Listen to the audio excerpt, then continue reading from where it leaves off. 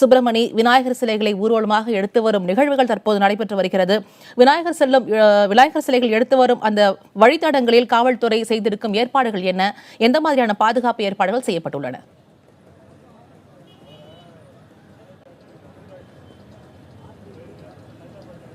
விநாயகர் சதுர்த்திக்காக பிரதிஷ்டை செய்யப்பட்டிருந்த விநாயகர் சிலைகள் அனைத்தும் இன்று கடலில் கரைக்கப்படுகிறது.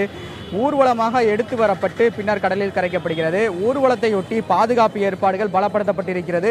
தற்போது நான் நின்று கொண்டிருக்கக்கூடிய இடம் திருவல்லிக்கேணி பகுதி. திருவல்லிக்கேணி பகுதியில் இணை ஆணையர் மனோகரன் தலைமையிலான ஒரு குழுவினர் பாதுகாப்பு பணியில் அமர்த்தப்பட்டிருக்கிறார்கள். அந்த காட்சிகளை நீங்கள் நேரடியாக பார்க்கலாம்.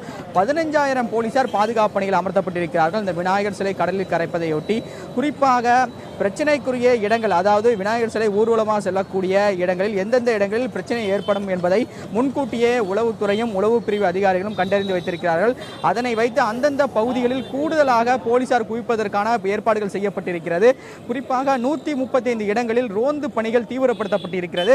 35 அதிரடிப்படைகள் தயார் நிலையில் வைக்கப்பட்டிருக்கிறது. குறிப்பாக காவல்துறையினர் நியமிக்கப்பட்டிருக்கக்கூடிய கேமராமேன்கள், அதாவது காவல்துறையினால் கேமராமேன்கள் நியமிக்கப்பட்டிருக்கிறார்கள். அவர்கள் அந்த காட்சிகளை நேரடியாக விநாயகர் சிலை ஊர்வல நேரடியாக காட்சிகள் எடுக்கிறார்கள். அது மட்டுமல்லாமல் இந்த திருவல்லிக்கேணி பகுதி என்று சொல்லக்கூடிய இந்த பகுதி ரத்னா கஃபே ஜங்ஷன், இந்த பகுதி வழியாகத்தான் விநாயகர் சிலைகள் ஊர்வலமாக பட்டினப்பாக்கம் சீனிவாசபுரம் கடற்கரைக்கு செல்கிறது. எனவே வழக்கமாக இந்த பகுதியில் கூடுதல் போலீஸ் பாதுகாப்பு போடப்படுவது வழக்கம். ஏனென்றால் 1:30 மணிக்கு பிறகுதான் இந்து அமைப்புகள் சார்பாக விநாயகர் ஊர்வலங்கள் அதிக அளவில் செல்ல இருக்கிறது. எனவே இங்கு பிரச்சனைகள் நிகழக்கூடிய வாய்ப்பு இடமாகத்தான் கருதப்படுகிறது. இந்த பகுதியில் கூடுதலாக போலீசார் குவிக்கப்பட்டிருக்கிறார்கள். சுமார் 200க்கும் மேற்பட்ட போலீசார் தற்போது குவிக்கப்பட்டிருக்கிறார்கள். மதியத்திற்கு பிறகு அது 500ஆக மாற்றப்படும் என்று காவல்துறை தரப்பில் தெரிவிக்கப்பட்டிருக்கிறது. அது மட்டுமல்லாமல் விநாயகர் சிலைகளுக்கு ஊர்வலமாக கொண்டு செல்லக்கூடிய இடங்களுக்கு பல்வேறு கட்டுப்பாடுகளும் விதிக்கப்பட்டிருக்கிறது. பிற வழிபாட்டு தலங்கள் வழியாக கொண்டு செல்லக்கூடாது. அதிக உயரம் கொண்ட விநாயகர் சிலைகள் கொண்டு செல்லக்கூடாது.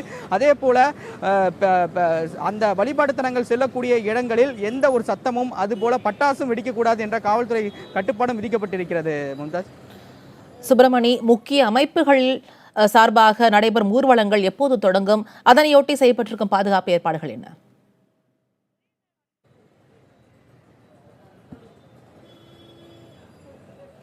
மதியம் 1:30 மணி அளவில் பல்வேறு இந்து அமைப்புகளின் சார்பில் இந்த விநாயகர் சிலை ஊர்வலங்கள் தொடங்க இருக்கிறது.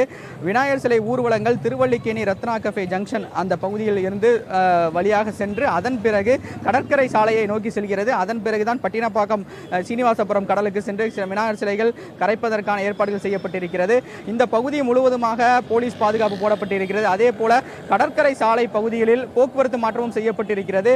பொதுமக்கள் இது போன்ற விநாயகர் சிலை ஊர்வலங்கள் செல்லக்கூடிய அந்த நேரத்தில் கடற்கரை சாலையை பயன்படுத்தாமல் இருப்பதே நல்லது என்று போக்குவரத்து காவல்துறை தரப்பிலும் தெரிவிக்கப்பட்டிருக்கிறது. மும்தாஜ்.